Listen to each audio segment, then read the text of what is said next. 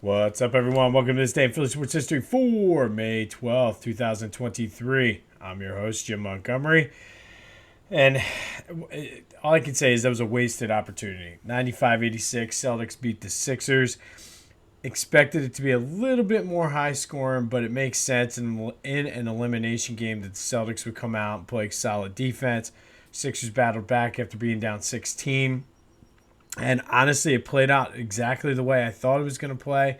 They came out with the early punch. Sixers battled back. The crowd was into it. And they just, down the stretch, they couldn't make a shot. Especially like the last 5 minutes of the game, they had the lead. I mean, the third quarter was just atrocious.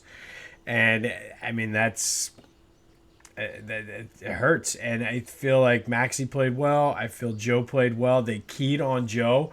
So, I mean, it fell on Harden, and Harden kind of let them down, I think, there in the fourth quarter. Hopefully, he's going to be back to his normal self on Sunday. Toby, I mean, he completely. I don't know what the deal is with him. If he's not involved in the first few minutes of the game, it's like he sort of disappears. So, just all that, and they were still in it. And it's just a wasted opportunity. They're back at it on Sunday. It's going to be dependent upon what happens tonight. If the Lakers close out the Warriors, they'll play at 3:30. If the Lakers close out the Warriors, they'll play at 8, I think, on Sunday.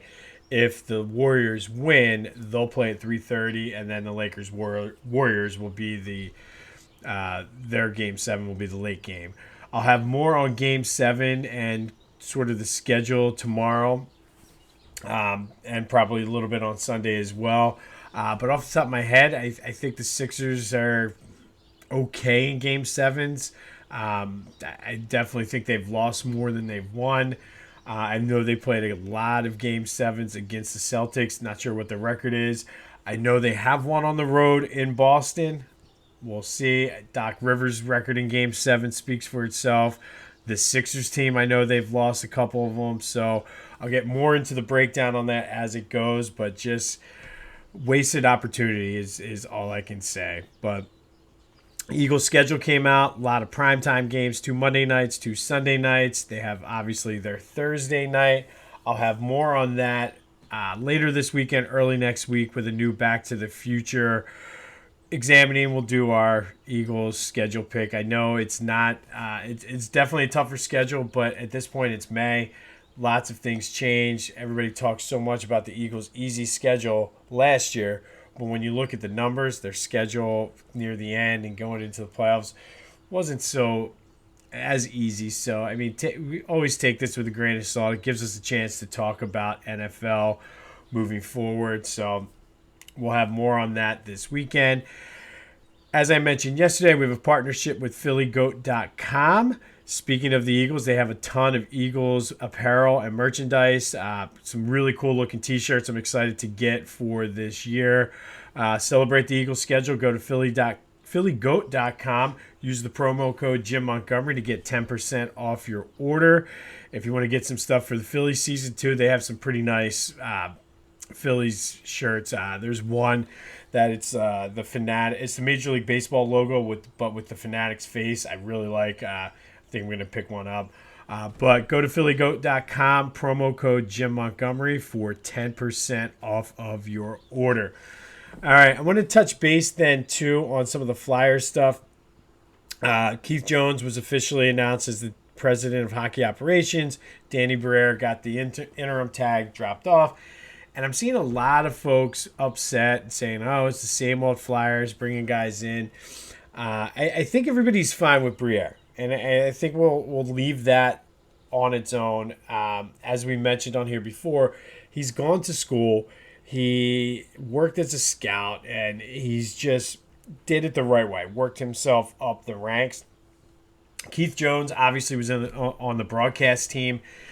So don't really know what he brings, but everything to every person I've heard, other than just like, oh, here we go with the old boys network, basically had said that Keith Jones is a hard worker. He does have a ton of connections throughout the league, And the perception I got was the president of hockey operations for the Flyers. They're going to be working as a team, obviously, but it's more of like a PR-ish type job. So I feel like if it's a PR type job, he's a good guy for that. With his connections, he's got a good personality.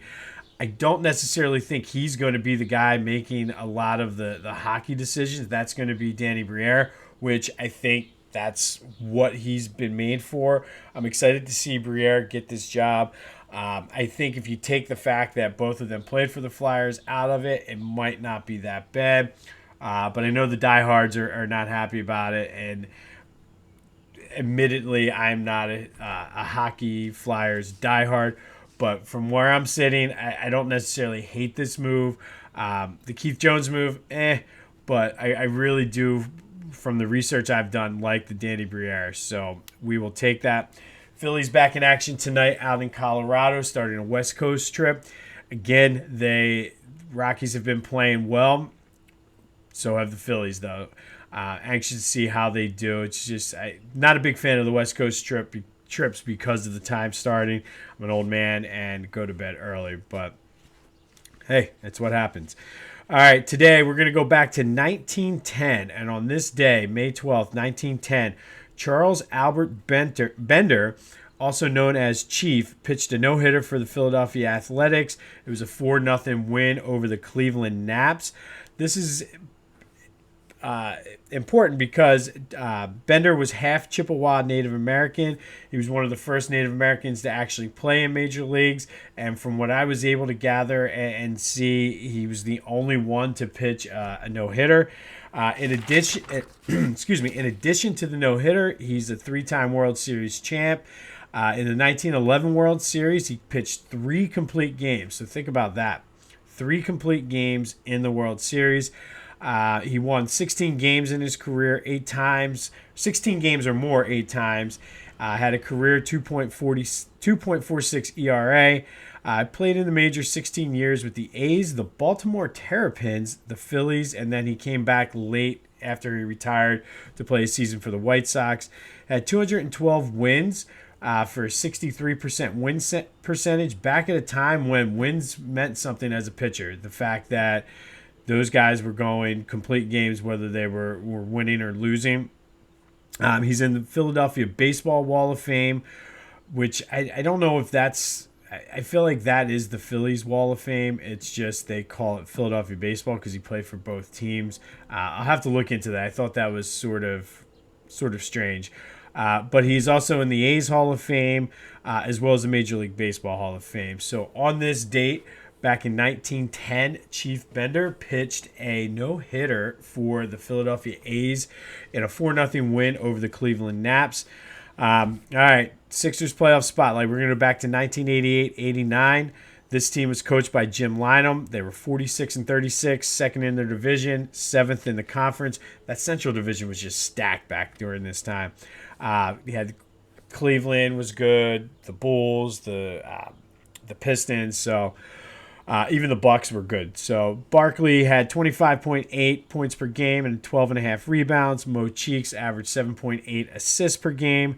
Hersey Hawkins was on this team as a rookie. Mike Jaminski before the injuries. Ron Anderson, Cliff Robinson.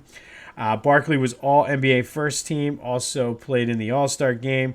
Hersey Hawkins was on the all-rookie team. Unfortunately, I feel like that was the highlight, sort of the peak of his career. They lost in the first round to the Knicks that year, 3-0. Key to that was they blew a 10-point lead in Game 2 with about 2 minutes left. It really changed the course of that entire season. But the future was bright, or so we thought. We'll get more into that later this month. But the 88-89 Sixers, 46-36, 7th seed in the playoffs, losing to the Knicks 3-0. On this day, Hall of Famer Chief Bender became the first Native American and, to my knowledge, only Native American to pitch a no-hitter in the major leagues. Tough loss for the Sixers, but hey, it's Friday. Be sure to check out PhillyGoat.com, promo code Jim Montgomery.